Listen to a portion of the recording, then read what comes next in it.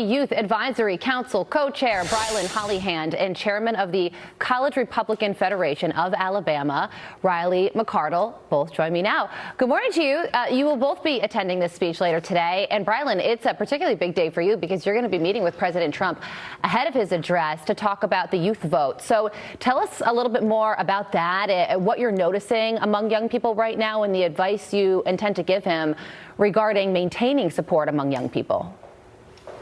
Absolutely, Carla. Good morning. Thank you so much for having me. I think it says a lot about the president that the busiest man in the world is taking the time to fly down to Sweet Home, Alabama to speak directly to the next generation of Americans, while these other leaders are talking to Gen Z like we're lost cause, and the left is teaching young Americans to hate America. President Trump is reminding us that it's worth actually fighting for. Last November, 84 of the 88 major college campuses across this country saw Gen Z shift to the right by 11 points. This is a double-digit shift to the right in the age group that we were told was long gone and owned by the DNC. This isn't a fluke. This isn't an anomaly. This is a cultural shift towards common sense and an utter rejection of the radical woke left. Listen, Carly, I couldn't be more excited to have the opportunity to meet with the president tonight. It's our 5th time having a conversation about the youth vote. There's a lot to talk about because he's sitting in the Oval Office today thanks to Gen Z. And we're going to keep that Gen Z support in 2026 and 2028 because it's once again cool to be a conservative. Well, that is, I'm sure, music to his ears.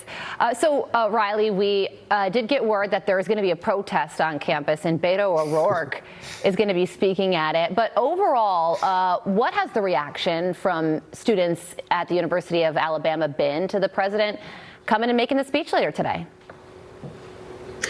Oh, I think overall it's been, incredible. We've had so many requests for tickets or, how do I get into this event? Can I meet the president? And really, we don't have control over any of that. But I think people are just excited that he's coming. And I think Coleman Coliseum is going to be packed tonight. So I'm very excited about I'm sure the energy will be high. Okay, so Brilyn, Kamala Harris delivered her first speech since losing the election. And to no one's surprise, she used her time attacking President Trump. Here's a portion of it, and this is her characterization of the current state of the economy. It's an agenda, a narrow, self-serving vision of America, where they punish truth tellers, favor loyalists, cash in on their power, and leave everyone to fend for themselves. And she also said that the president has created the greatest man-made economic crisis in modern presidential history, which I'm sure the Trump administration would love to respond to, considering they won on economic issues. But Brilyn, we're talking about the University of Alabama and the graduating class. That there's going to be a whole new young slate, a new slate of young people entering the workforce. So, are young people right now concerned about the economy?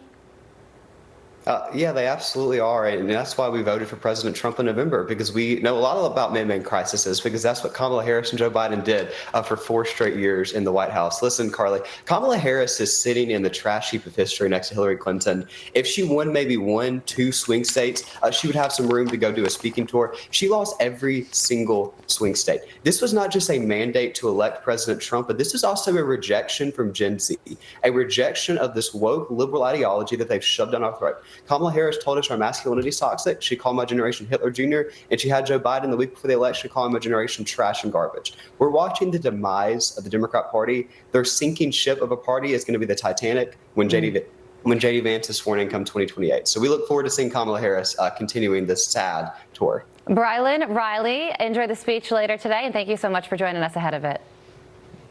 Thanks for having us, Carly. You're very welcome. House Republicans